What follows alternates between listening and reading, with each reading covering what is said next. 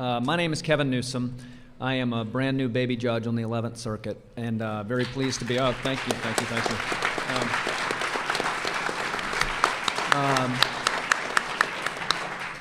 But today I have the distinct honor of moderating, which is to say getting out of the way of this all-star panel to talk to you about the administrative agencies, the administrative state, really, and the separation of powers. This is deep water, and we've got an outstanding panel to discuss it with you. I want to introduce them very briefly, and then, as I said, I intend to skedaddle and let them do what they do best. But our first speaker, to my far right, will be Gary Lawson. He is known to all of you. He is the Philip S. Beck Professor of Law at Boston University and a founding member of the Federalist Society. He clerked not once but twice for Justice Scalia, first on the D.C. Circuit and then at the Supreme Court. He is a graduate of Yale Law School. And as particularly relevant today is the author of an oft-cited federal administrative law casebook. To his left is John Harrison, who's the James Madison Distinguished Professor at the University of Virginia. He teaches a range of public law subjects there. He clerked for Robert Bork on the D.C. Circuit and then served as the Deputy Assistant Attorney General, or the head. I can never quite keep track of the hierarchy at DOJ, the head of the Office of Legal Counsel, and is also a graduate of Yale Law School. Then, immediately to my right is Kevin Stack, who is the Lee S. and Charles A. Spear Chair in Law at Vanderbilt University in Nashville, teaches as well a variety of public law subjects, clerked both for Kimball Wood and for Wallace Tashima of the Ninth Circuit. He has authored a number of articles on today's topic, administrative law, including one that recently won a smattering of awards for the best authored piece in that area. He, too, is a graduate of Yale Law School. You may be discovering something of a disturbing pattern here. I, for one, am. Immediately to my left is Professor Akhil Amar, who is the Sterling Professor of Law and Political Science at Yale University, specializes in constitutional law and public law subjects. He clerked for then Judge Breyer on the First Circuit. He is an exceedingly prolific author and scholar, as you know. He just came from another program across the way. He, too, is a graduate of Yale Law School. And I will not hijack the proceedings here, and I warned him that I was going to do this, but I will tell you that Professor Amar is essentially the reason that I went to law school. I, as a college junior, didn't much know what I wanted to do, and I took a class called American Constitutional History that was an original source document class, so we read the text of the Constitution and the Federalist Papers and the cases, and I really fell in love with that class, and over the Christmas break was at home channel surfing, where I came across one Akhil Amar presenting, as I recall, at a Federalist Society event about the 14th Amendment and incorporation, and I said, that is what I want to do. So a special thanks to Professor Amar for leading me to law school. And batting in the 5-hole, our cleanup hitter will be Philip Hamburger, who is the Maurice and Hilda Friedman Professor of Law at Columbia University. He is an expert in constitutional law and history, among other things. He is the author of numerous influential books, including, as particularly relevant today, a book called Is Administrative Law Unlawful? And I'm sorry to report he, too, is a graduate of Yale Law School. My only consolation for the Harvardians and others in the room is Chief Justice Roberts' recent remark at the bicentennial of Harvard Law School, a minority of my colleagues send their regrets. So I intend, as I said, to let the experts speak for themselves, but very briefly, let me just address what we intend to do here today. The question for this panel is whether the modern administrative state can be squared with separation of powers principles generally in the United States Constitution. For instance, to what extent does the 21st century administrative state impinge on Congress's Article I power, the President's Article II powers, and the Judiciary's Article III powers? To what extent might a single agency combining those functions impinge upon all three simultaneously? And might modern administrative state, somewhat perhaps more provocatively, unfairly even dilute the right to vote? With that, what I'd like to do is to turn it over to our panel. Each of them will make initial introductory remarks, and then we will begin a more free flow of ideas, and I do hope that you will utilize the microphone here in the middle of the room to ask your own questions when the time arises. So first, to Gary Lawson on my far right.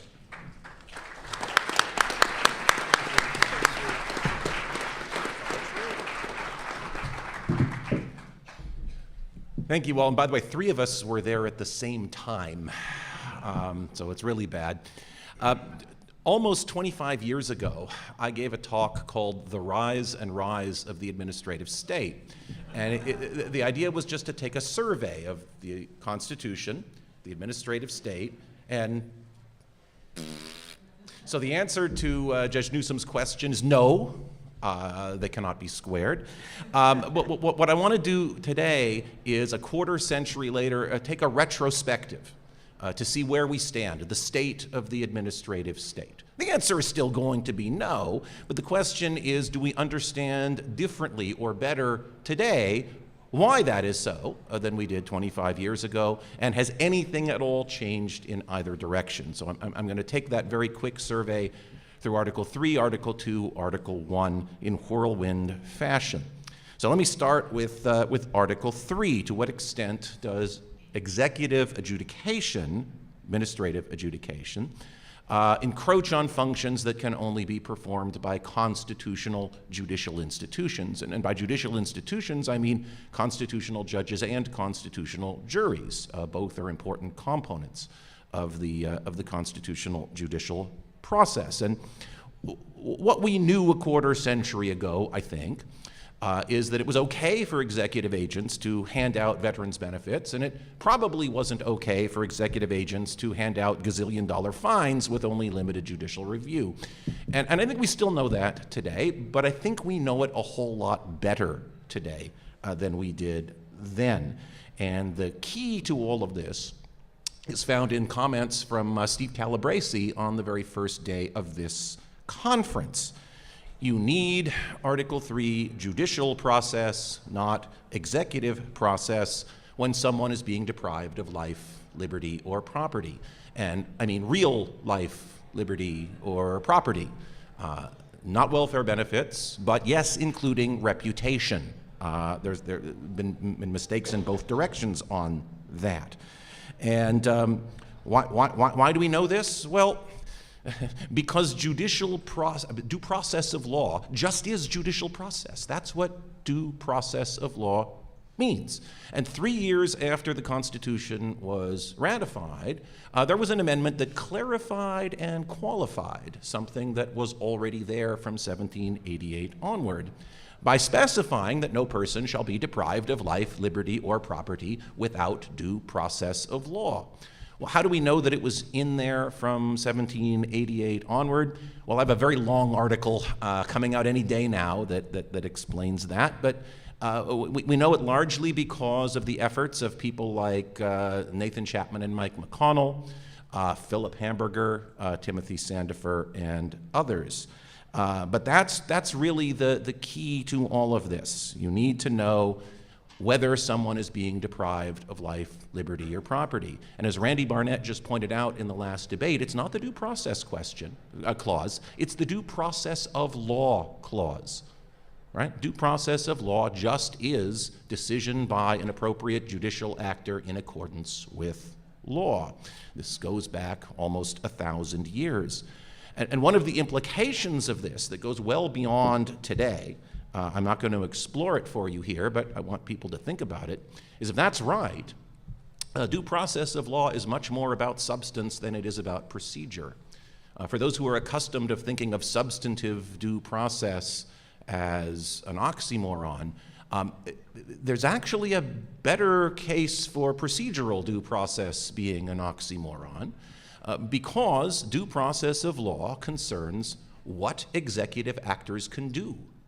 It does not concern by what procedures they can do it, because if they can't do it, it doesn't matter what procedures they use to do it. The Secretary of the Navy could put on a robe, call in a jury, use rules of evidence, and still can't preside over a criminal trial. There's certain things that the Constitution says can only be done by certain kinds of actors. The Constitution is an allocation of roles and functions, and the function of depriving people of life, liberty, or property can only be performed under due process of law by judicial actors.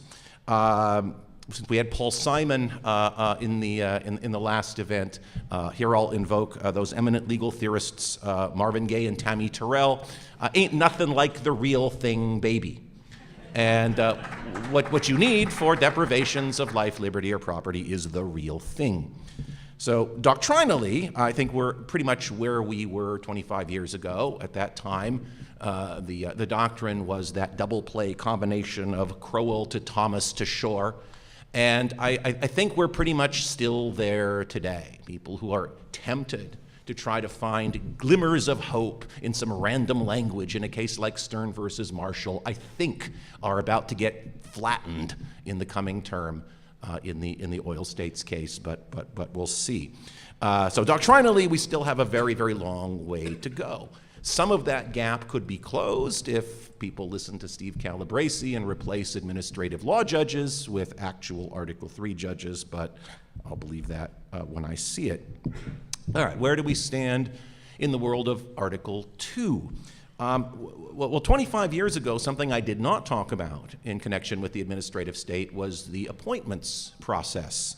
And in retrospect, that was probably a mistake. As the saying goes, personnel is policy, and much of the Constitution is about personnel. And we know, actually, some things about the appointments process today that we didn't know quite as well a quarter century ago. In terms of who is an officer of the United States, we heard earlier from Jennifer Mascott. I think her impressive research sheds a great deal of light on this. Seth Tillman is across the ocean in Ireland, has also contributed much to our understanding of who is an officer, and it's much more expansive, I think, than a lot of us thought 25 years ago.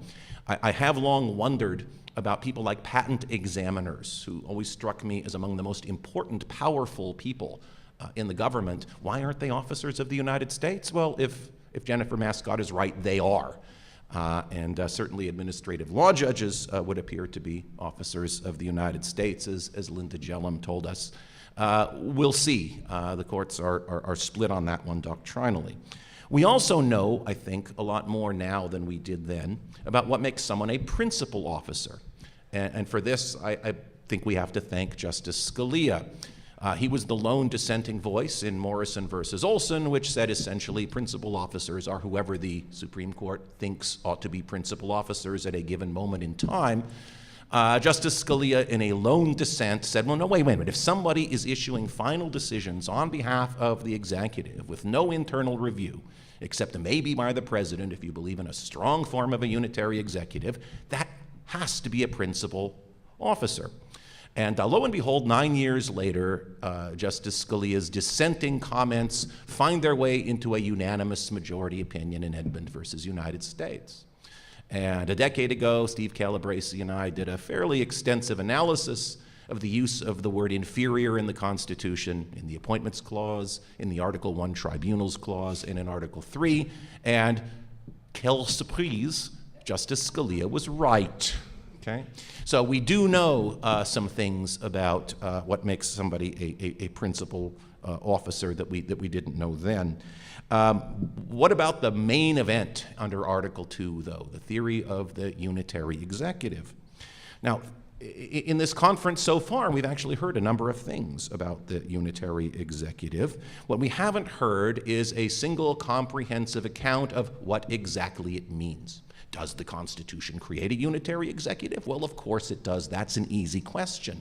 The harder question is what concretely that provides. Does it mean that the president has to be able to remove all executive officials? Does it mean that the president can directly exercise all statutory authority that Congress prescribes? During a previous panel today, Aditya Bomzai and Kevin Stack both said no one takes that position. I think if Sai Prakash was here, he might have a different view. I'm officially agnostic on that one, but I'm pretty sure that if the president issues an instruction and a subordinate tries to do something inconsistent with it, that the president has effectively vetoed that person's instruction. But that's the same thing I would have said 25 years ago. I think we know more about the history of the unitary executive, thanks to some extensive research by Steve Calabresi, Chris Yu, and Sai Prakash, among others. I don't know that we're any closer to having a clear consensus on exactly what the functional powers of the president are. So that would be something useful to know. And, you know, doctrinally, you know, that's a mess. But the thing I really wanted to focus on here, and I still have 2 minutes, so yay for me, is the Article 1 problem. The delegation, or more precisely, the subdelegation of legislative authority. Now, the principle against subdelegation of legislative authority is perhaps the most overdetermined principle in the Constitution. There are any number of independent lines of reasoning that can get you there. But I think today we know the right one. And the people who deserve credit for this one are Philip Hamburger and my occasional co-author, Robert Nadelson. Here's the story. If you're looking at the Constitution in the 18th century and trying to situate it among the kinds of documents that it most looks like something, part of a family of documents called fiduciary instruments. To be more specific, I would say a power of attorney, but there are any number of other fiduciary instruments that would also have a strong claim. And the thing is, what all of those fiduciary instruments of that era had in common, across all of their different dimensions, is all of them had as a background principle of interpretation a rule against subdelegation of discretionary authority. When power of trust is reposed in a person, they are supposed to exercise it, not have someone else do so, except under quite specifically cabined circumstances. Express authorization, not in the Constitution, a very strict notion of necessity or custom, which will not support most of what happens. So I think we know better, more clearly than we did then, about the principle of subdelegation. Doctrinally, where are we? Well, we've got one more justice than we used to have, who will take that seriously. We do not have a Congress that will take that seriously. Read the TARP legislation from before, right? Where, here, Secretary of Treasury, here's $750 billion, go do something. What we do have, and I'm going to go back to the very first presentation, I'm almost done, very first presentation of this panel, which was Senator Cotton, pointing out some of the ways in which, in the first year, the Trump administration has sent certain things back to Congress, things that said, no, this is not within our authority. So I want to take that one step further. The president has a pen and the president has a phone. How about if the next time Congress sends a piece of mush to the president's desk, the president takes that pen, writes the word veto on it, picks up the phone to Ryan and McConnell and says, hey, why don't you send me something that would actually function as a real law? Nothing stops the president from doing that. Not only would it start moving us closer to perhaps the clearest and most overdetermined of all constitutional principles, but just imagine the wailing and gnashing of teeth that would result. It's great.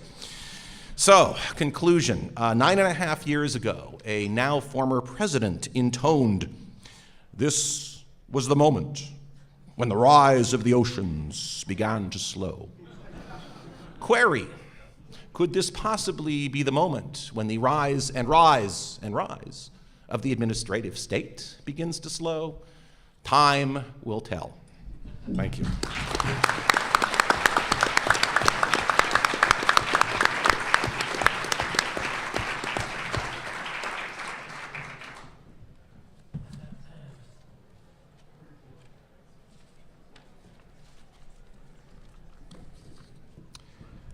Law professors tend toward intellectual imperialism.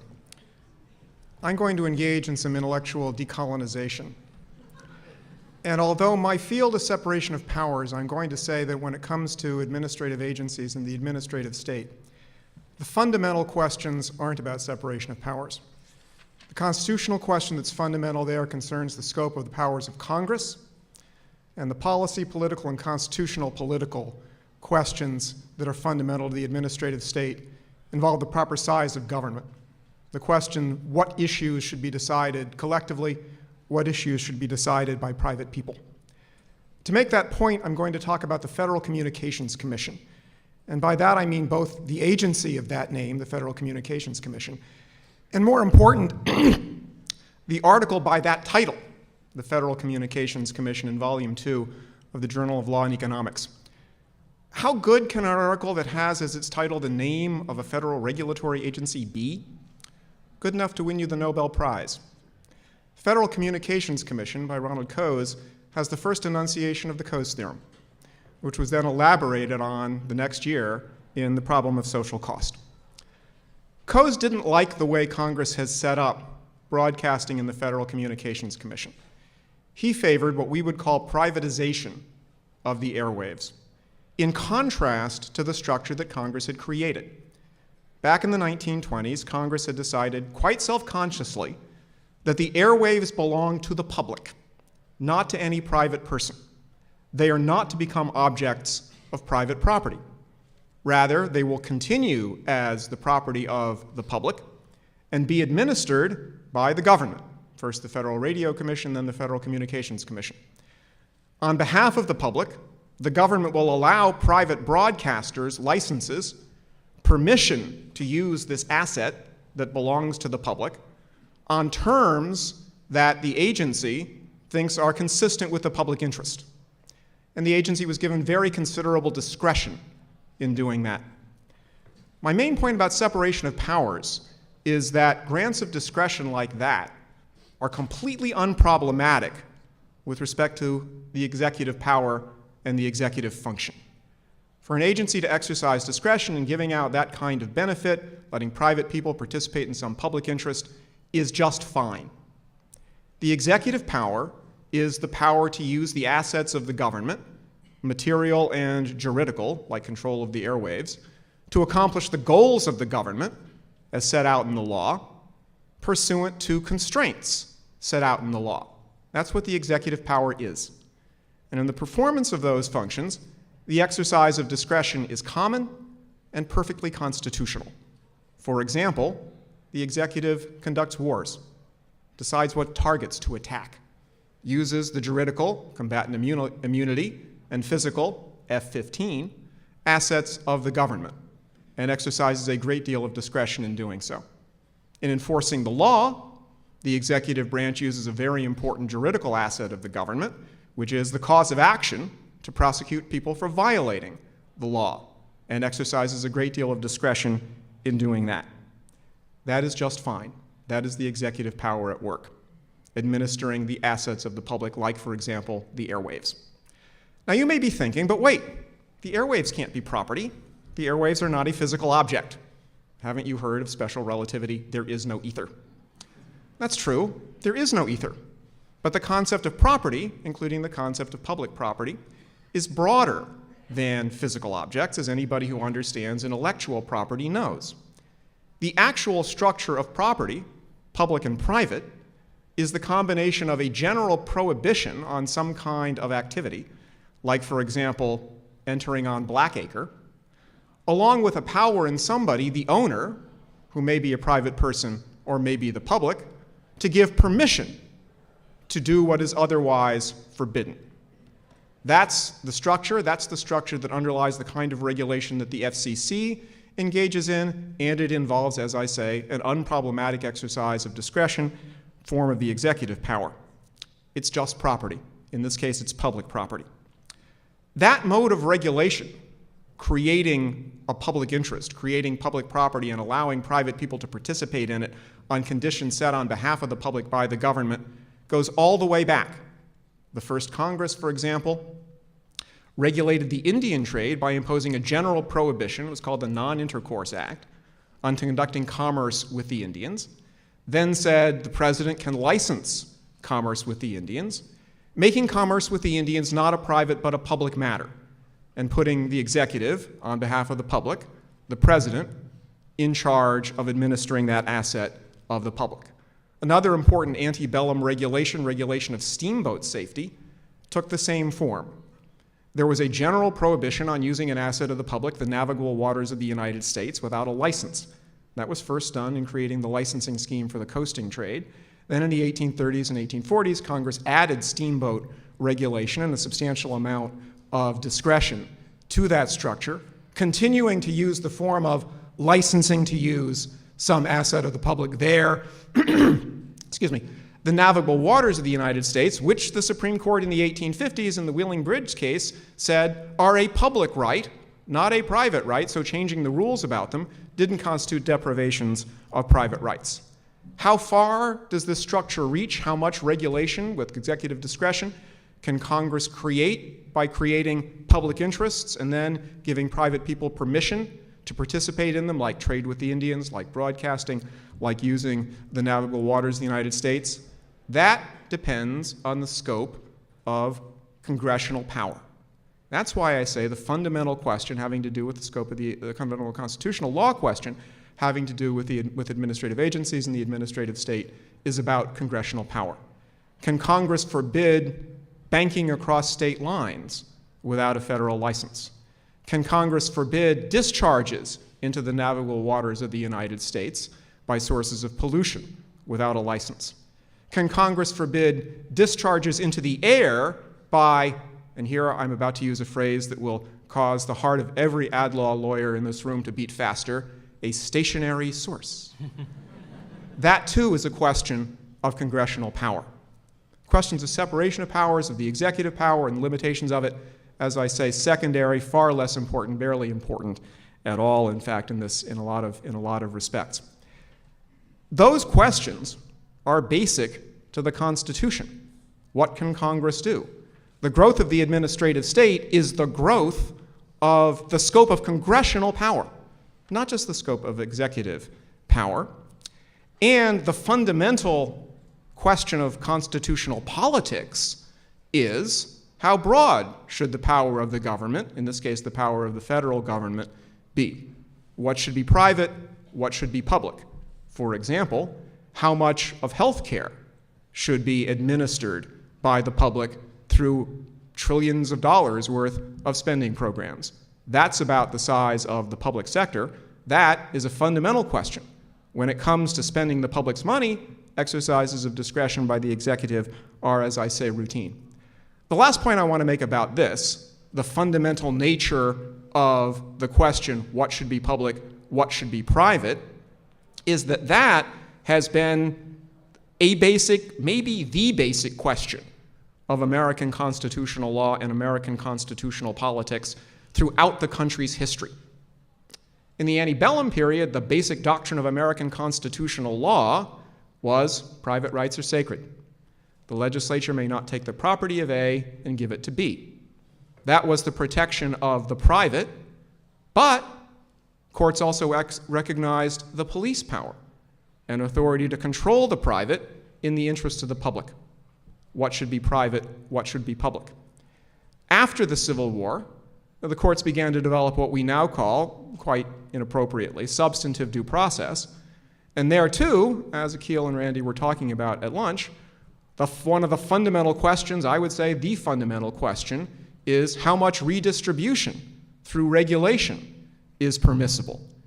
The line between private rights and the interest of the public, basic to that. And the courts developed doctrines, like, for example, here's a wonderful phrase that tells you what you need to know, like the concept of a business affected with a public interest. What is a business affected with a public interest? It is a private business that is sufficiently public to be subject to a substantial amount of regulation. Did all that go away in the 1930s when the courts basically gave up on the idea of saying no redistribution through regulation? No. Another set of issues having to do with what is public, what is private, what is individual, and what is collective came to the fore. That's what the modern constitutional doctrine, often called individual rights of freedom of speech, privacy, religious liberty, are all about. To what extent are morals, for example, properly regulated in the interest of the public? Randy was talking about this at lunch, and the public morals and the moral environment in which we all live. And to what extent are those questions appropriately private? Continues to be a dominating question in American constitutional law. One of the really interesting things that happens in American constitutional law is what happens when two of the great modern themes, protection of certain kinds of liberty of conduct like speech, and the other great modern principle, redistribution is fine, not so much in the 19th century, couldn't take the property of A and give it to B. 21st century, what do you think the government is for? What happens when those two principles collide with one another? What happens when there is regulation of speech that is in the interest of achieving distributional goals? The answer is Citizens United gets decided and people's heads explode. But that question, what is public, what is private, is the basic question of American constitutional politics. The basic question of American constitutional law is what is the scope of congressional power under the Constitution, and those are what the struggle over the administrative state and administrative agencies are really about. Thanks.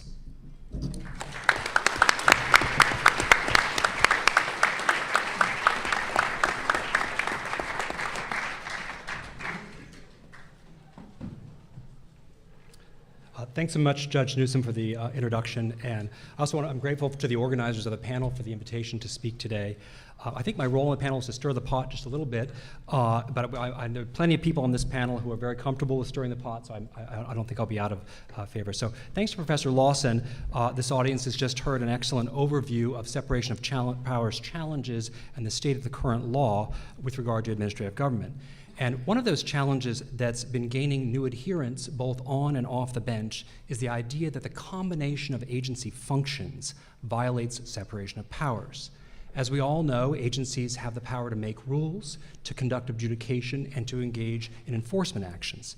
And so the combination of functions objection says that allowing the same officials, often at the top of agencies, to participate in these functions, rulemaking, adjudication, and enforcement, violates the separation of powers.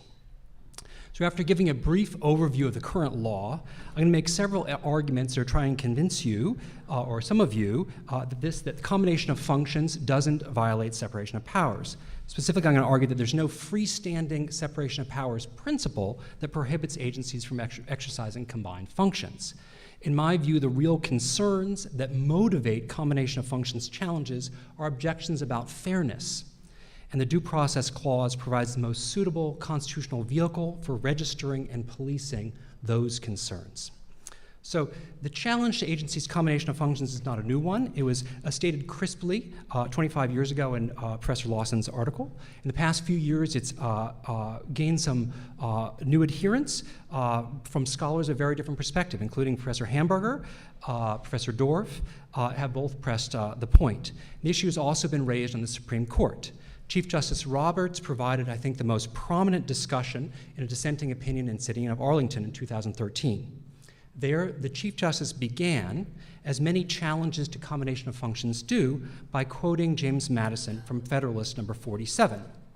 It's a quote I think will be familiar to many in the room. The accumulation of all powers, legislative, executive, and judiciary, in the same hands may justly be pronounced the very definition of tyranny.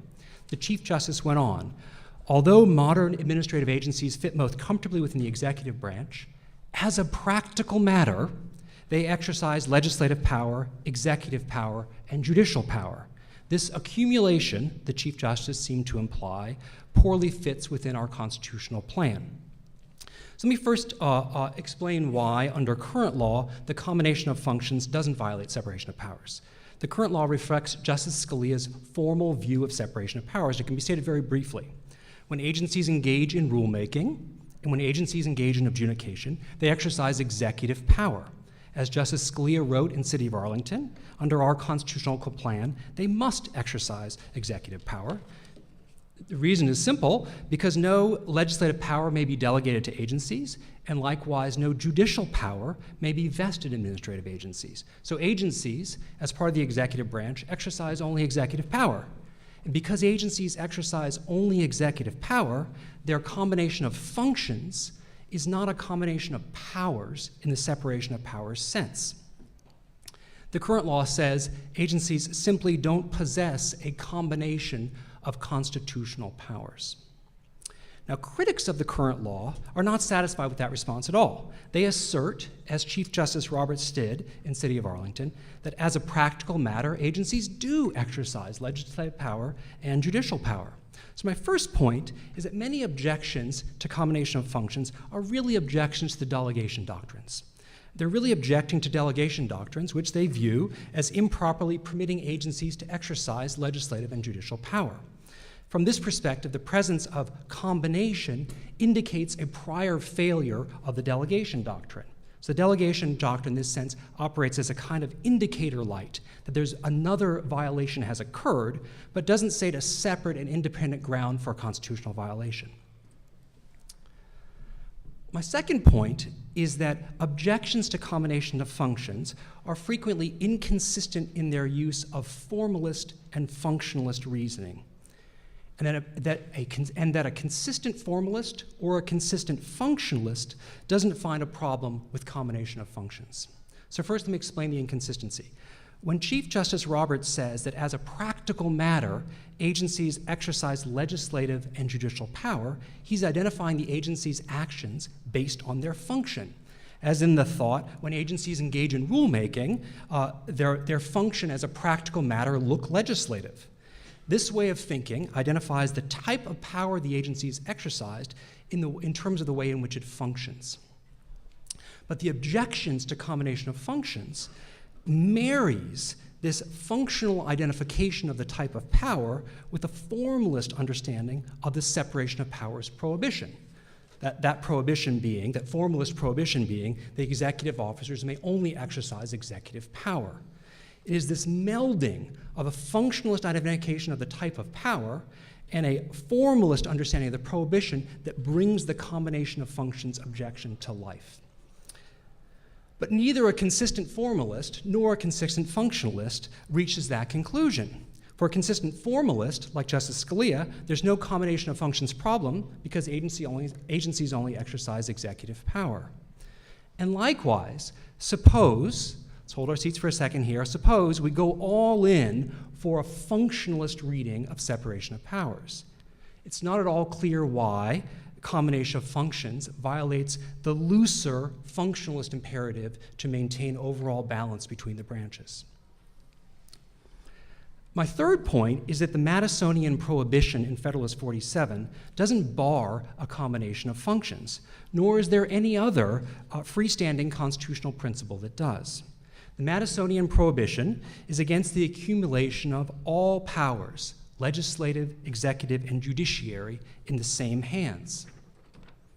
But Madison makes very clear that he's referring to the possibility that the whole power of one department is exercised by the same hands which possess the whole power of another department. But no one claims that administrative agencies exercise the whole legislative power or the whole judicial power. And so the mere combination of the exercise of some legislative and some judicial power in the executive does not violate the Madisonian prohibition in Federalist 47. We could keep looking, but there's no prohibition on executive officers exercising some legislative and some executive functions. The Madisonian prohibition and the general idea of separated powers may offer a good explanation or rationale for the allocation of powers to the separate constitutionally recognized bodies. But, as Dean John Manning has cautioned, we should not confuse a justification for the design of our Constitution with a freestanding separation of powers principle.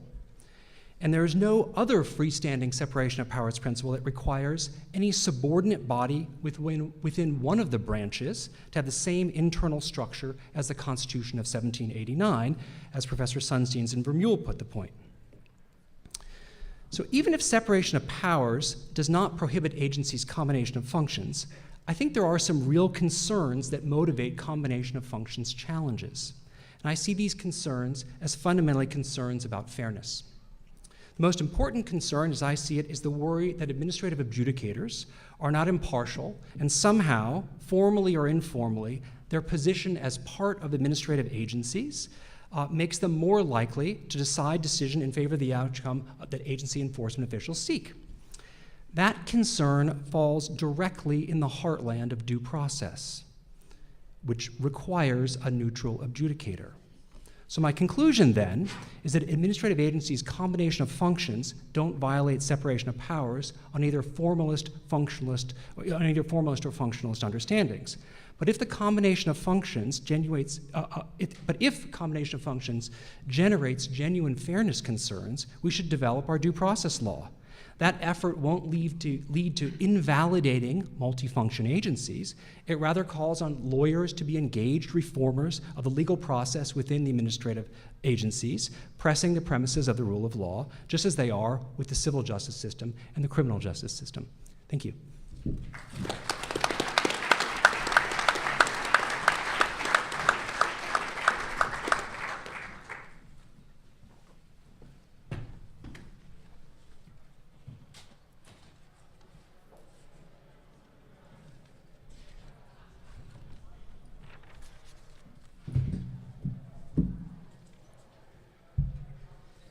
It's been so long since we got together, but it's good to see you again. So here's, and it's always an honor to be with you, here's the good news. Gary Lawson and I do go way back, and he can be a bit of a doom and gloom person, but Gary, I would say glass is half full.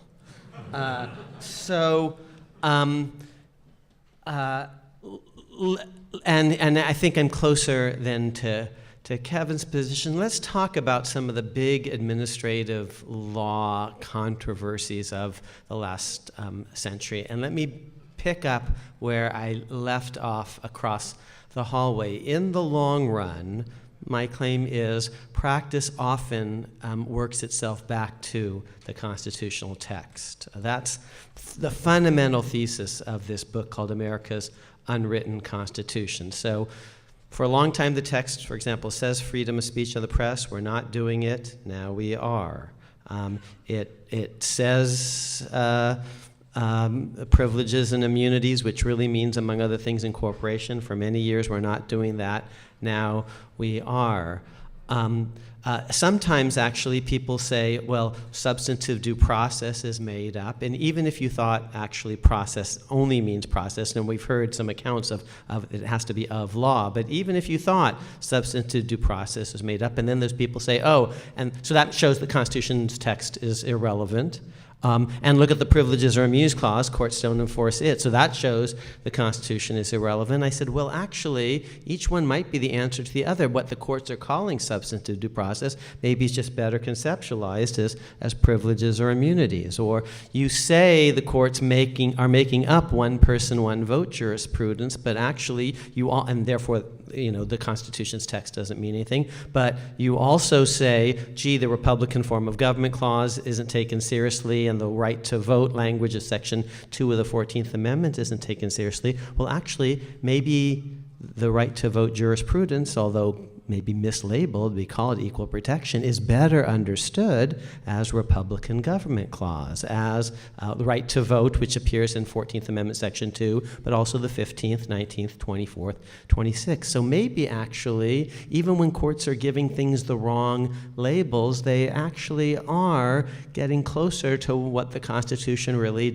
says and doesn't say. So that's a fundamental thesis of America's unwritten Constitution, that the Warren Court, which everyone said made all sorts of things up, well, it actually gave you free speech and free press, and the text actually says that. It gave you incorporation of the Bill of Rights, and the text actually says that. It gave you a right to vote, and the text says that 5 times. It gave you religious equality, and the text really says that too. It gave you an end to racial segregation, and the text really does say racial equality. So now, how about the administrative state? So here are some of the half-full aspects of the story. So we had this practice, hundreds of laws that had these things in them called legislative vetoes. And the court, when the case finally got to the court, Chadha, laughed this device out of court. And rightly so, because from a formalist point of view, you see it has to be, what is this legislative veto? It has to be either legislative, executive, or judicial power, because those are the only three kinds of powers in the document. And if it's legislative, it requires bicameralism and presentment, and the legislative veto didn't do that. And if it's executive or judicial, in general, legislatures can't do that, absent some specific clause authorizing them to do something judicial, like impeachment or judging the qualifications and elections of each member. So that's just a formalist proof, and it prevails, and there's only one justice who ever thought otherwise. Unfortunately, he's also a Yale Law School graduate, Byron White, but he is no longer on the court, and that's because actually the practice eventually was brought into alignment with the Constitution. Now we have this other big invention, independent councils, and they prevailed for a while, but Justice Scalia looked at his copy of the Constitution and says, how can you be inferior and independent at the same time? And the answer is, you can't. And eventually, I think, actually, although he was alone in dissent in that case, heroic the way John Marshall Harlan was heroic in dissent in Plessy, because it really did say equal. And eventually, actually, C. Brown repudiates Plessy, and we get back to equal. So too Justice Scalia, and he is heroic in the way that John Marshall Harlan was in Plessy. He says, it really says inferior, and you're not an inferior officer when you have all this independence. And I think, and I was with him from day one. I'm proud to report. I have students here in the audience who can attest to that, because I'm a formalist, Kevin, on this. And I think the world did come around to that point of view. And as Gary mentioned, Scalia himself, writing for the court in a case called United States versus Edmund, actually wrote major portions of his dissent into U.S. reports. And inferior now means, well, inferior, which generally means you're supposed to have as superior, because it's not, inferior doesn't mean small, it's a relational concept. You have to be inferior to something else. Like if you're on a court, it's inferior to the Supreme Court, which some judges understand, other judges, Steve Reinhardt, don't. That's the obligatory Ninth Circuit joke.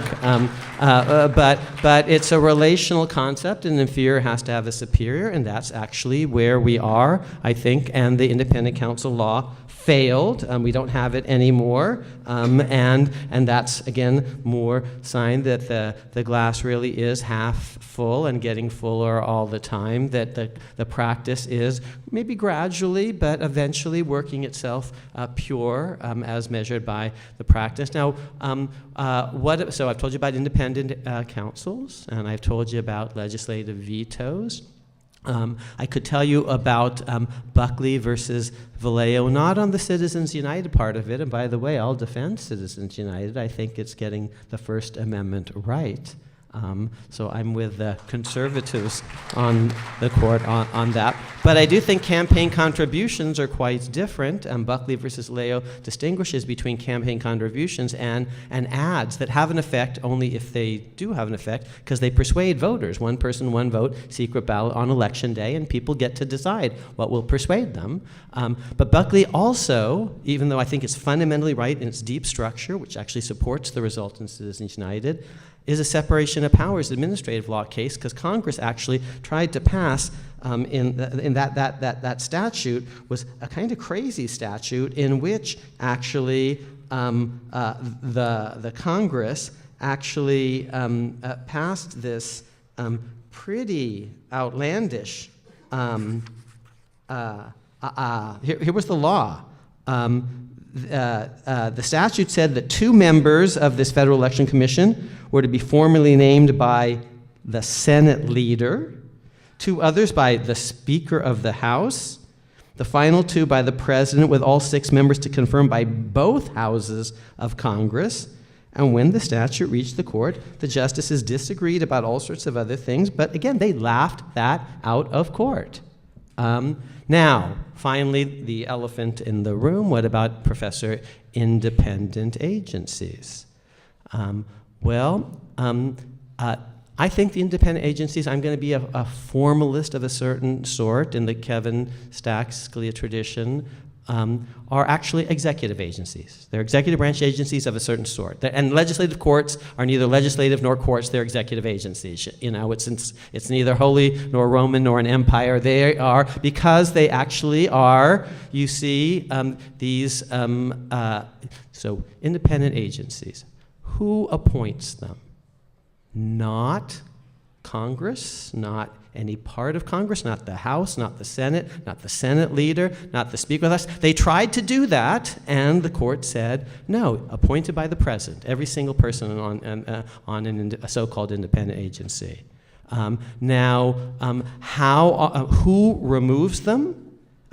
The president, and only the president, has the power of unilateral removal, apart from the impeachment process, which is also provided for. Does the Senate actually participate in removal or do it itself? No. Does the House do it? No. These are now. By what term of office do they sit, and are they removable at will or for a cause? Well, that does distinguish cabinet officers from independent agencies, but here's the thing. See, the text of the Constitution doesn't actually clearly specify the rules of removal to the same extent it actually specifies the rule of appointment. They are appointed by President with Senate confirmation, just like the cabinet officers are. And if you cut Senate confirmation out of the loop, then the person has to be inferior. See Scalia in Morrison versus Olson. So these are appointed by the President, confirmed by the Senate, removable by the President and only the President. That's cabinet officers and independent agencies. The only question is it at will or for cause? And the Constitution doesn't, you see, tell us very much about that. Now, the decision of 1789 does tell us, but basically it glosses the text. And by the way, when you read the Federalist Papers, Hamilton says the Senate's going to have to be involved in removal as well as appointment, and he backtracks on that position and repudiates it in 1789, and I think he's right to repudiate it. But what's the scope of the decision of 1789? Is it all Senate confirmees, or can it be a subset? And I think the text can plausibly read to say that for a subset of Senate confirmees, you can have good cause. And by the way, what counts for a good cause? Well, one thing that might be good cause is defiance of a lawful presidential order, who the president as superintendent-in-chief and who is supposed to take care that the laws be faithfully executed. He doesn't execute them, but he takes care that others do. My time is at an end, but I do want to, maybe in the Q&A, if you are interested, tell you what are the distinguishing features that permit certain folks to be removable only for a cause, whereas other folks are covered by the decision of 1789. They have to be removable at will. And in a nutshell, and I'll give you the functional reasons why and the structural reasons why, if you are removable only for good cause, you basically need to be on a multi-member commission. This is the fundamental thesis of Judge Kavanaugh in a case that's now back up en banc in the D.C. Circuit, and I'm with him on that. And I don't know how he's going to do in the D.C. Circuit, but my prediction is that view is the correct view, and therefore will prevail on the Supreme Court, because we are actually living in a world where the glass is half full and getting fuller every day. Thank you very much.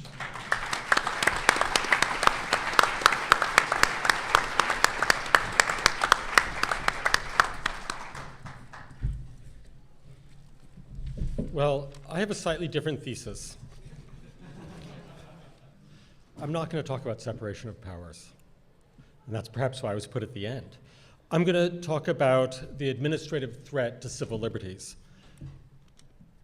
Administrative power is the single greatest threat to civil liberties in our era. No single development in our legal system deprives more Americans of more constitutional rights. The constitutional problems with administrative power are usually said to lie in the separation of powers, or if you want to be expansive, you might add federalism. And that's all very interesting, but that's only half the story, and I think not the most interesting half. In addition, administrative power violates constitutional rights, and this is a central civil liberties issue. To understand this, I want to focus on 5 topics, and we're just going to do it very briefly. First, due process. Second, juries. Third, judicial violations of procedural rights. 4, the transformation of procedural guarantees into mere options for power. And 5th, equal voting rights. First, due process. The 5th Amendment guarantees the due process of law. And in defense of administrative adjudication, it is said that due process is centrally a limit on the courts, not so much on other parts of government. Or in the alternative, it is said that administrative adjudication provides all the process that is due. Surely the smarmiest phrase in American jurisprudence. But guarantees of due process of law develop precisely to bar any binding adjudication outside the courts. By binding adjudication, I mean adjudicatory edicts that create legal obligation. This was true already in England. I won't bore you with 15th century English history. It was also true more centrally for us in America, notably in the Fifth Amendment. One of the earliest academic commentators on the US Bill of Rights, St. George Tucker, lectures in the 1790s from 1791 onwards on the US Constitution, and he quotes the Fifth Amendment's due process clause and concludes, and I quote, "Due process of law must then be had before a judicial court or judicial magistrate." That's what due process of law meant. And similarly, Chancellor Kent explains the due process of law means law in its regular course of administration through the courts of law. And Justice Story echoes both Tucker and Kent. So much for administrative adjudication. Nonetheless, the government nowadays relies on administrative proceedings, for example, to collect fines and other penalties. Administrative adjudication repeatedly violates the due process of law. In other words, it's not just about what happens in courts and standards in courts, it's about keeping it in the courts. Second, jury rights. I know juries seem a bit fuddy-duddy to many people, but like due process, jury rights bar binding adjudications outside the courts. Juries are available, as has already been pointed out, only in the courts. And the right to a jury in criminal or civil cases thus precludes binding adjudication in other tribunals. This is not the place to recite the evidence, although I might add it includes early constitutional cases from the 1780s, repeated such decisions. Early Americans clearly understood the role of juries and jury rights in blocking binding adjudication outside the courts. Nonetheless, of course, the Supreme Court nowadays allows the government's alleged interest in congressionally authorized administrative adjudication to trump the right to a jury. In their perverse locution, the government's public rights defeat private assertions of the Constitution's jury rights. It's quite astonishing. You recast government power, not necessarily even constitutional government power, and you call it a public right, and somehow that defeats one's merely private constitutional rights. Third, we have to talk about judicial violations of procedural rights, because it's not just, of course, in the administrative agencies. The loss of procedural rights in administrative tribunals gets defended by the courts. And so the deprivation of procedural rights persists in the courts, and the result is a double violation of rights, first by the agencies, then by the courts themselves. And what this really means is, before the courts really worry about administrative agencies and their constitutional problems, the courts need to look at themselves. They're joining the constitutional violations. To take the clearest example, in appeals to circuit courts, the judges regularly defer to agencies. As we all know, they defer to agencies on the law under Chevron, Auer, or Meet Skidmore respect. They defer to agencies on the facts and relying on the administrative record. And they thereby abandon their office or duty of independent judgment. The Supreme Court, obviously, has noted this, but that's not the end of the argument, of course. There's an even more serious problem. Where the government is a party to a case, the various deference doctrines require the judges to engage in systematic judicial bias in favor of the legal and factual positions of one of the parties, and of course, the most powerful party, which is clearly a violation of the due process of law. Put bluntly, Chevron deference is Chevron bias. Our deference is our bias, and so forth. All such deference grossly violates the most basic due process right to be judged without any judicial pre-commitment to the other party. In defense of administrative process, the courts have systematically corrupted their own process. They've redoubled the constitutional dangers. Fourth, we've seen a transformation of procedural guarantees into mere options for government power. What do I mean by this? As a result of administrative adjudication, the government now enjoys ambidextrous enforcement. Whereas the government once could engage in binding adjudication against Americans only through the courts and the judges, it now can choose administrative adjudication. Sometimes Congress alone makes this choice. Sometimes Congress authorizes an agency, such as the SEC, to make this election. And one way or another, the government can act ambidextrously, either through the courts and their judges, juries, and due process, or through administrative adjudication and its faux process. Administrative proceedings thereby change the very nature of procedural rights. It's actually a mistake to think of them as rights anymore. Such rights traditionally were assurances against government. They are now but one of the choices government has in its exercise of power. Procedural rights have thereby been transformed in their very nature. They're no longer guarantees for the people in the whole. They now typically are merely options for the government. And it's difficult, therefore, to think of a more serious civil liberties problem for the 21st century. I'd like to close, fifth, with equal voting rights. The most basic administrative assault on civil liberties concerns equal voting rights. The two preeminent developments in the federal government since the Civil War have been equal voting rights and the administrative state. And the question, therefore, is there a connection? The explanation is not hard to find. Equal suffrage was widely accepted by American elites, but the results prompted misgivings. When educated Americans worried about the boisterousness of representative politics and the tendency of newly enfranchised groups to reject progressive reforms, they sought a more elevated mode of governance in which educated Americans were more dominant. Some early progressives, of course, were quite candid about this, and Woodrow Wilson, the gift that keeps on giving, Woodrow Wilson, the most preeminent, most voluble, in some ways most learned, although incompletely, most learned early advocate of administrative power in the United States, certainly one of the most influential, complained, and these are quotations, certainly not my language. When the reformer is bewildered, he said, by the need to persuade a voting majority of several millions. He worried especially about the diversity of the nation, which meant the reformer needed to influence, and I quote, the mind not of Americans of the older stocks only, but also of Irishmen, Germans, and Negroes. He elaborated this point by observing the bulk of mankind is rigidly unphilosophical, and nowadays the bulk of mankind votes. And where is this unphilosophic bulk of mankind more multifarious in its composition than in the United States? Accordingly, and again I'm quoting, in order to get a footing for any new doctrine, one must influence the minds cast in every mold of race, minds inheriting every bias of environment, warped by the histories of a score of different nations, warmed or chilled, closed or expanded by almost every climate of the globe. Rather than try to persuade such persons, Wilson welcomed administrative governance. The people could still have their republic, but much legislative power would be shifted to an unelected body and into the hands of the right sort of people. Far from being merely a matter of racism, although there was that, this has been a transfer of legislative power to the knowledge class, meaning not a class defined in Marxist terms, nor even a class that's especially knowledgeable, but rather persons whose identity or sense of self-worth centers on their knowledge. And in appreciating the authority they've attributed to their knowledge and distrusting the tumultuous politics of a diverse people, they've gradually moved legislative power out of Congress and into administrative agencies to be exercised in more genteel ways by persons like, well, themselves.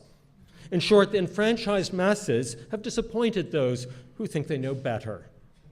Of course, when legislative power is removed from the representatives of a diverse people, there are implications for minorities. So leaving aside Wilson's overt racism, the problem is the relocation of lawmaking power a step further away from the people and into the hands of a relatively homogenized class. So even when exercised with solicitude for minorities, it's a sort of power exercised from above. And those who dominate the administrative state have always been, if not white men, then at least members of the knowledge class.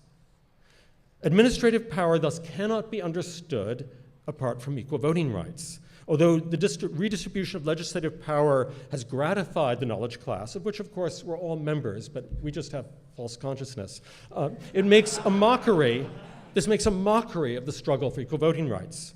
It reduces equal voting rights to a sort of bait and switch on a grand scale, and it confirms how severely administrative power threatens civil liberties. In sum, administrative power is a profound threat to civil liberties, and instead of talking about this merely as separation of powers or federalism, we have to add, perhaps center on, the civil liberties. It denies the due process of law. It violates the right to a jury. It corrupts not only administrative process, but also the judicial process itself. It's in the courts, not just in the agencies. And it transforms procedural rights from guarantees to the people into mere options for power for the government. And last but not least, it undermines, makes a mockery of equal voting rights. This is the fate of civil liberties in America. I want to close with two final points. First, I've summarized some of this in a little booklet. If you're interested, I have free copies here afterwards that you can come up and get. And then second, I've recently founded a new civil liberties organization, the New Civil Liberties Alliance, and we're now hiring. And we're going to be litigating these issues, and I think it will be fun. Thank you.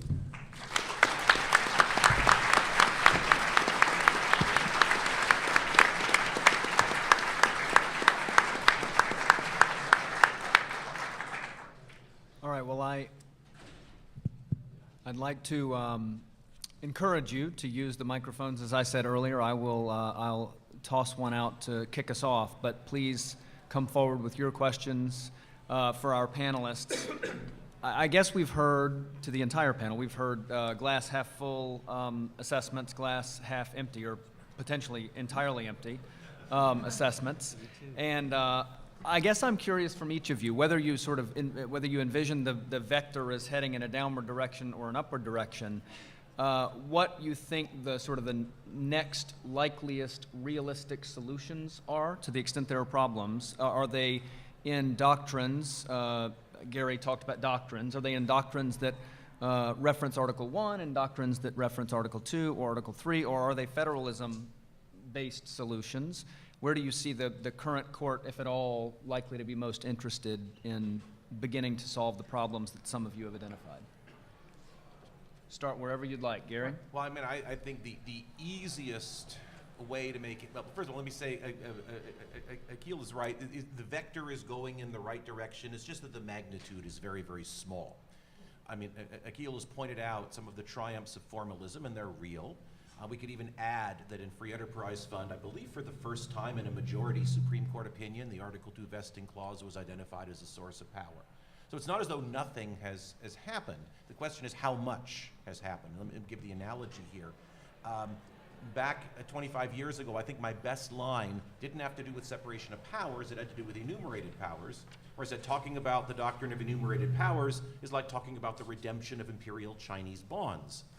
And 1 year after that article was published, the Lopez decision came down, and then a few years later, Morrison came down, and then a few years after that, NFIB came down. So all of a sudden, am I looking like a fool? Well, no, the bonds still aren't worth very much, because those are little nibbles at the very margins. If the Supreme Court tomorrow said manufacturing isn't commerce, or contracts for insurance are not commerce, then we'd be talking, but we're not. And I think something along those lines is also true of the formalist triumphs. We're winning on the things that don't actually slow down the Leviathan. Yeah, the legislative veto is a big deal. Struck down more statutes in one decision than every other Supreme Court decision in the history prior to that time had done. It's not a small thing. Buckley versus Vallejo, big deal, actually, to invalidate a congressional statute for the first time in 40 years on separation of powers grounds. But do any of these things actually affect the fundamental operation of the administrative state? No. The things that get at that are exactly the things that John Harrison was talking about, things about the doctrine of enumerated powers. What do I think is the best way to get at that? Simplest way is for the president to veto the bloody things. Congress wants to give the president all kinds of power. President doesn't have to take it. Yes, presidents have traditionally taken it, right? Conventional wisdom is that the presidents will always take it. Well, the one thing that Donald Trump might be able to undo is conventional wisdom. I think it would be really cool if he said to Congress, no, I'm not going to take this unconstitutional grant of power. But so that would be my prescription for how to get to where we're going and where the vector. If you just let the judges aren't going to get there, Congress isn't going to get there. I don't see the vector having enough of a magnitude to push there. Do others have thoughts before we take audience questions that you'd like to express? Yeah, please.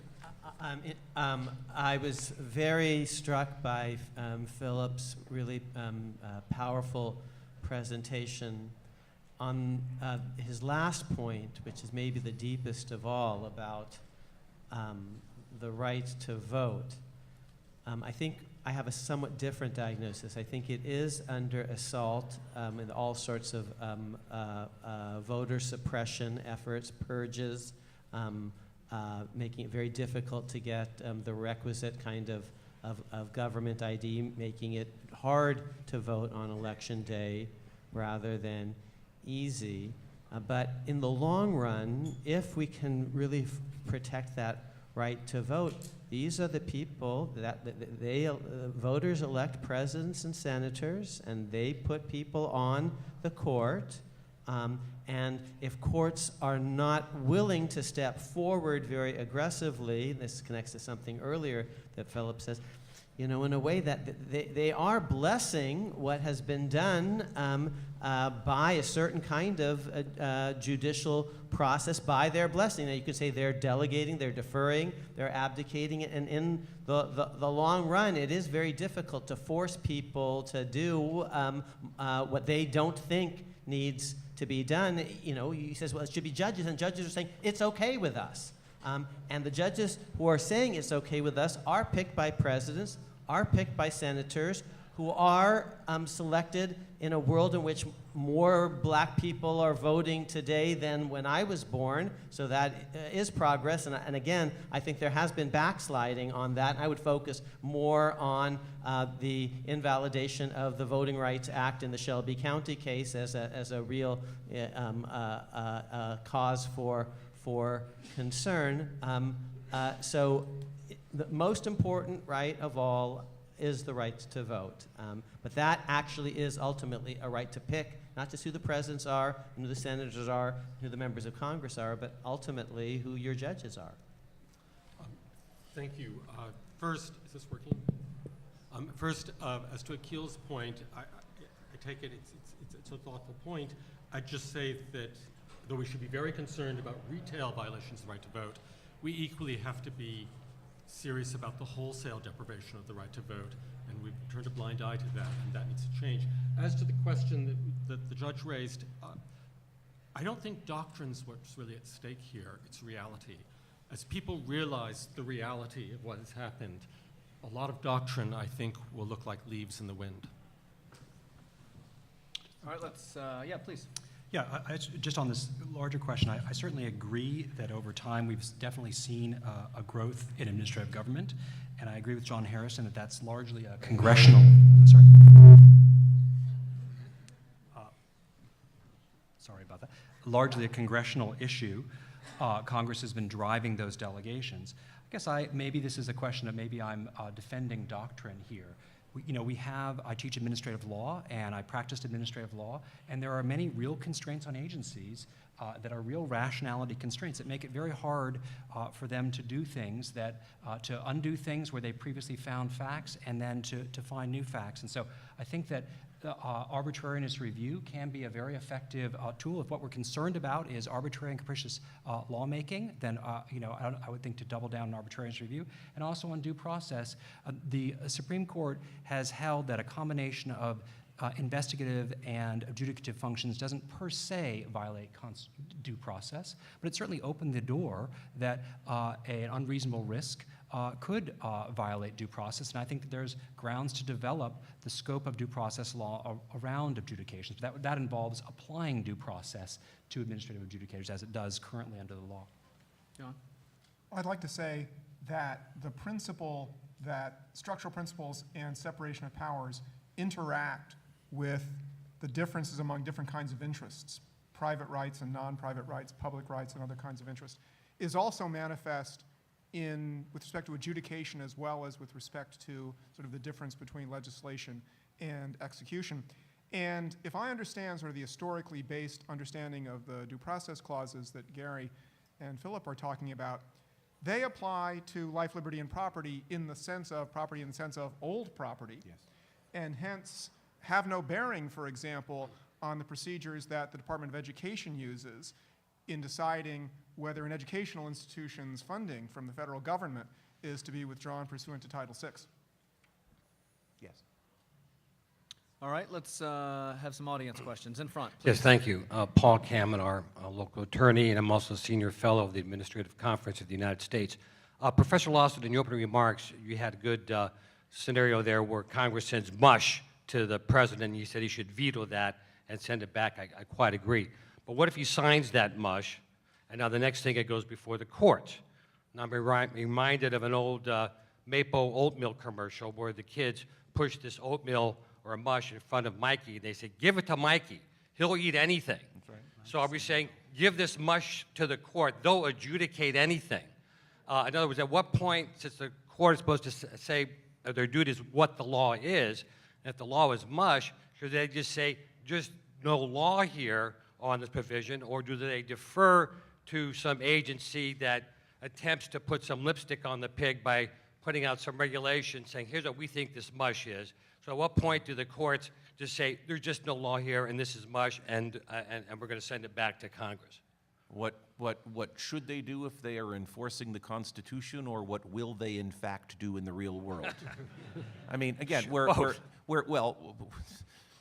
if it's not law, it's not law. That's an easy question. As I said, the principle against subdelegation is as clear, as unambiguous, as unarguable a constitutional principle as there is. That one's a slam dunk.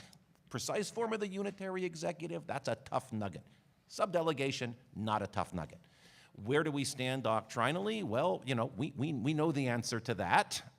2 cases in 1935, maybe one in 1936, and then,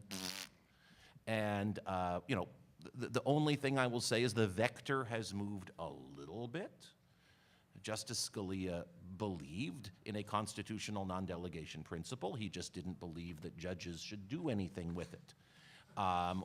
We don't know this for 100% fact, but we know this for about a 98.6% fact that Justice Gorsuch has a slightly different view. But the last time I added, that counted up to 2. So I'm not expecting a resuscitation. The imperial bonds are still not quite at par, would be the way I would put it. But yeah, as a constitutional matter, it's as easy a case as you'll ever find. Thank All you. right, so just before we go to the back, just to sort of follow on to that, sort of realistically, I mean, we got there for a moment into what we think the current court might actually be prepared to do. Do others have views about what the current court might actually be prepared to do? We're to 2 on non-delegation. Are there other possibilities? I think there may now well be a majority to require strong presidential control of agencies and to undo, to a large extent, Humphrey's executor and Morrison. I think that's a real possibility. Others have thoughts?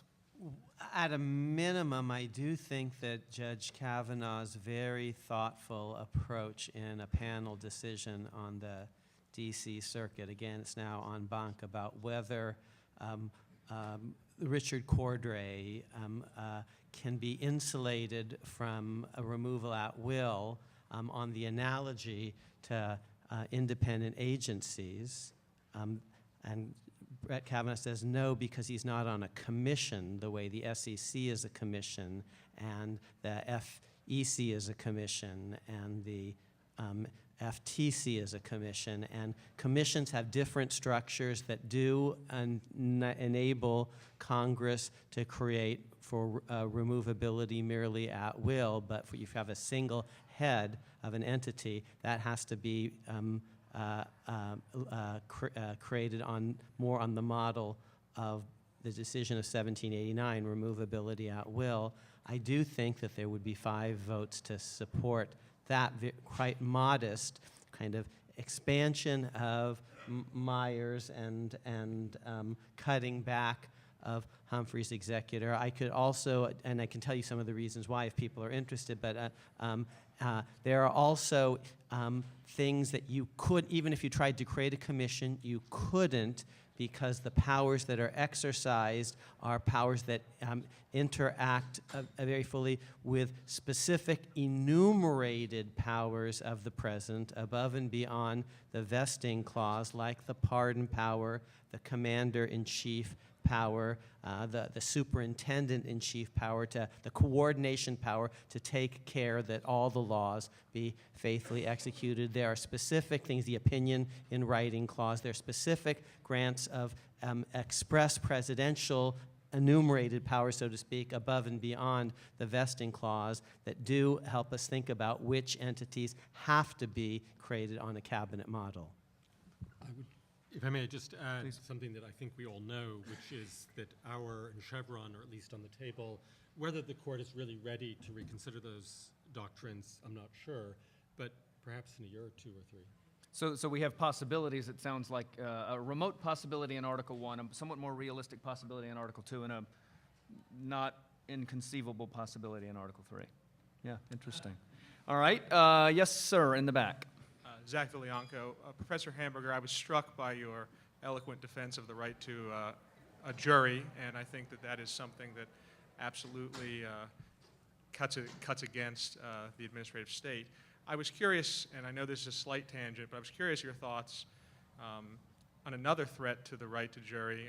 Obviously, the 7th Amendment protects a textual right to jury in civil trials. Is there a similar problem created by the federal policy favoring arbitration and or something like the Federal Arbitration Act? And I know you don't have to go into great detail because it's a little bit off topic, but I was curious because I appreciated your strong words in favor of the right to a jury. Right. I don't think there's anything necessarily problematic with arbitration in connection with jury rights. The Federal Arbitration Act, to the extent it pushes judges and parties to consider it when perhaps they wouldn't, and to the extent judges actually pressure parties to abandon the right to a jury, maybe there's more at stake there. All right, yes, ma'am. I'm sorry, you pointing to me? Yes, yeah, sorry. Okay, great. I've got these bright lights in my Sorry. face. I'm not used to this. I can sort of barely see you. Bonnie Wachtel. I think I'll address this to John Harrison because I liked your sort of broad cultural approach, but please take up the mood of Akhil Amar as to the law working itself clean and some of the outrage of Professor Hamburger as you This reply. should be easy. Right. So these days I happen to be, the mind goes to issues of taxation, and I noticed on the previous panel, that delightful luncheon discussion, that Randy Barnett, although he was concerned about impositions through regulation on people's liberty, he was willing to throw under the bus impositions through this taxing and spending power. And of course, you had Professor Amal, who was beguilingly constantly referring to modest redistribution, which made my mind go to what about massive redistribution, like income tax rates in the 60% level, estate tax rates at 50%. I can assure you that for people who own a small business, that is really crushing. I mean, that is of no small moment at all.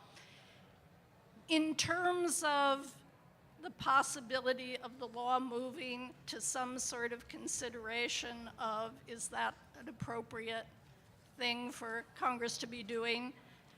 Do you think there is any hope, or is that completely of a mind of the last century? And I will note on this that in France, recently the public did pass a 75% imposition on taxes over $1 million. The courts stepped in and reduced it. I don't exactly want the courts to be doing that here, but Does that give anybody inspiration, particularly you, Professor Harrison? I think on one hand, the fiscal state is overwhelmingly important, much more important probably than the regulatory state. On the other hand, I also think Congress has enormous power to tax. As Akhil said at lunch, the 16th Amendment is designed to reinforce that. I also think that when it comes to spending, assuming Congress has power to spend, that grants of discretion are fine. I don't see, maybe unlike Gary, I don't see a problem with TARP. It seems to me the same thing for Congress to say, war is declared on Mexico, here's the army, beat Mexico, and here's $750 billion, save the financial system from collapse. I think, again, I'm going to double down on the principle that the really important issues have to do with the power of Congress, and the question whether Congress in fact has general power to spend money for the general welfare is a fundamental one. I think no. And of course, if the country moved anywhere toward implementing that principle, there would be a massive constitutional crisis, because I just said Social Security is unconstitutional. And there would be a constitutional amendment very quickly, which I think would be a good thing. It is much better to have the backbone of the American government is a pension fund with nuclear weapons. It is much better to have the backbone of the American federal government, Social Security, Medicare, and Medicaid, be constitutional than be, well, okay, the Supreme Court kind of said that they are constitutional. But notice, those are questions about the powers of Congress. Please. If I may just throw in my own 2 cents on this, I think it's worth stepping back from the spending and benefits side to recognize that although there are very few limits on how the government spends and distributes benefits, and that's probably a good thing, spending and benefits increasingly are used as a mode of regulation, and that's a more complicated matter. The reality is when the government wants to evade the pathways of governance, its first move is towards the administrative state, to executive command. The next step, which is even less constrained, is towards conditions on spending. And to the degree licensing and other conditions are used as a mode of regulation, they're very interesting constitutional problems. And you can pursue them now, but I don't think we can just wave a hand at all spending and benefits and say there's not really much of an issue there. There are issues there. It's underdeveloped in doctrine, but it will be developed further as years come by. Anyone else before we move on? 30 seconds. Yeah, please. If I'm right that the Constitution is a species of fiduciary instrument, and I am right that the Constitution is a species of fiduciary instrument, that may contain some kinds of constraints on those kinds of processes that will bear, for people in this room, a perhaps uncomfortable resemblance to substantive due process and substantive equal protection, both of which I think have as an original matter a fairly strong kind of grounding, at least as against Congress. Not against the states, but at least as against Congress. Just something to think about. All right, please. Joe Cosby, you already started answering my question, but I'd like to hear a little bit more. When I heard Professor Lawson's presentation and Professor Harrison, they sounded to me to be at odds. Professor Lawson was saying fiduciary document, and so therefore the power couldn't, power couldn't be handed down. It almost sounded like there are things the executive cannot do. And then Professor Harrison saying there's lots of things the executive can do. Of course, they can do almost anything as long as it's getting. Can you square those and also Professor Lawson's references to the non-delegation theory with Professor Harrison's depiction of what the constitutional framework is? I mean, our zone of disagreement is actually pretty modest. I agree with everything that John said about the spending power. I've said so in print on multiple occasions.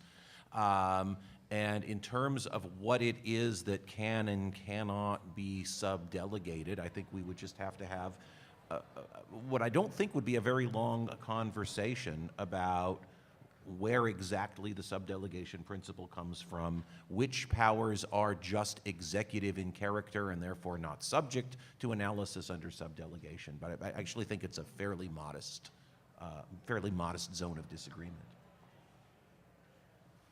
All right, so I need to go to the back microphone first because he's been patiently waiting. Hi, this is kind of for anyone. Does Congress have the authority to tell courts not to apply Chevron or Seminole Rock deference by statute? I mean, I've written on that. I'm not in that context, but in a slightly different context, and I think the answer is no.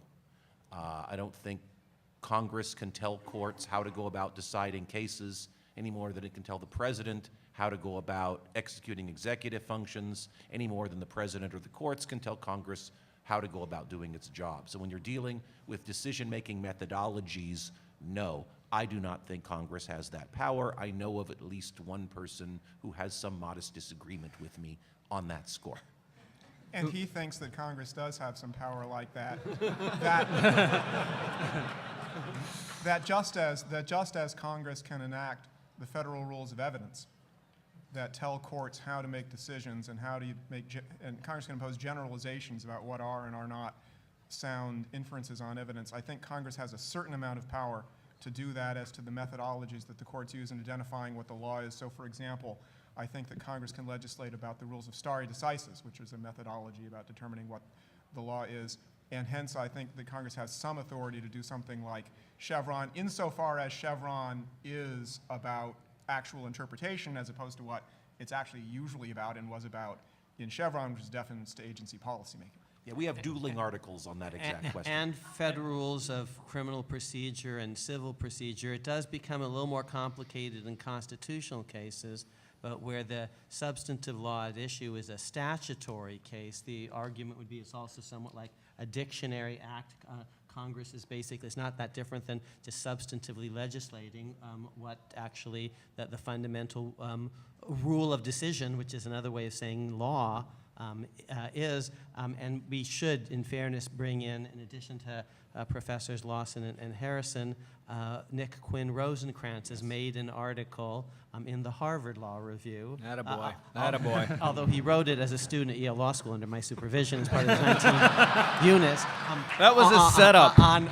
Exactly. That You was a walked setup. Right into it, my There's friend. no imperialism going on here. just this question, and I do commend it to you. So it's Nick Quinn Rosencrantz's made an article in the Harvard Law Review. And even just from a conventional administrative law perspective, I think the conventional understanding of Chevron is that it's a assumption about what Congress's actual intentions were, Right.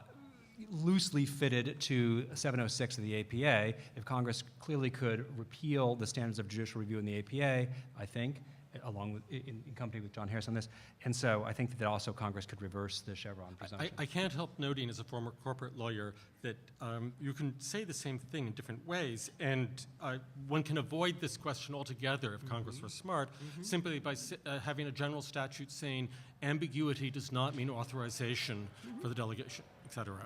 It's very simple. Yes, sir. For statutory questions. For constitutional law Yes, questions, right. it is I'm a talking- little bit different, and whether Congress could legislate rules of stare decisis, for example, for constitutional questions, I think raises, yet other issues, and we'd also probably have to bring into that conversation Brother Michael Paulson's article on this topic as well. And I was just I talking don't about even want to Chevron, know where he but- went to law school. You know already. He was my roommate. Yes, sir, please. Hi, my name's Lawrence Kogan. I'm a practitioner, but I also have run a nonprofit that looks at comparative international law and the influence of international law on U.S. law and whether U.S. law is international law. And I know, Professor Lawson, you've written on the treaty clause versus the use of executive agreements by the president. And this question is for everybody on the panel. What do you see going forward on the increasing reference and use of international legal concepts that come from legal systems that are not like ours? Civil law, Napoleonic European legal systems used both on the continent of Europe and within the many former colonies of the European states are now being compared to and actually borrowed from by many in the academic and judicial communities. So what would your prognosis be? And just for administrative purposes, we'll have to make this the last question and wrap it up in about the next 3 or 4 minutes so that the next panel can begin. Well, I will defer to Akhil on this one. I suspect he knows more than the rest of us combined on that question. Absolutely not, but I do have a few pages on this at the very end. It's actually in the afterword of America's unwritten Constitution, and I personally advocate only a very modest role. I tend to think that the supreme law of our land, I don't know why, is our Constitution. I do think, and the preeminent scholar of comparative constitutional law is the founder of the Federalist Society, Steve Calabrese. He has a spectacular case book on this that I highly commend to you, and of course he did go to Yale Law School. But one purpose for which international law, I think, is permissible is when we're trying to predict effects of certain things, if similar causes create similar effects. The reason that we have to be very cautious is very few of the systems around the world, are even democratic constitutions, actually are like ours in very strong ways. The 50-state constitutions are much more like ours, written constitutions, presidentialist, jury-based, judicial review. Our constitution is written, presidential, two-party, and federal, and there are not that many places around the world that have that combination. So you have to even be careful borrowing from these foreign regimes when you're trying to think that similar causes will have similar effects. As an example. Can I Hold on one sec. Let's let Philip. I want to draw your attention to a recent book by A.J. Belia and Brad Clark, which discusses international law and our legal system. But I think I'd like to bring it back to administrative power. If you want to know the importance of foreign legal doctrines in our legal system, just look at administrative power. In the 19th century, we borrowed much of our administrative doctrine straight from Prussia. So you know what I think about that. Yes. And I'm so sorry, but at the risk of shutting it down, I think we have to because we've got a very important and interesting panel coming in, and I want to give them time. So please join me in thanking our panel.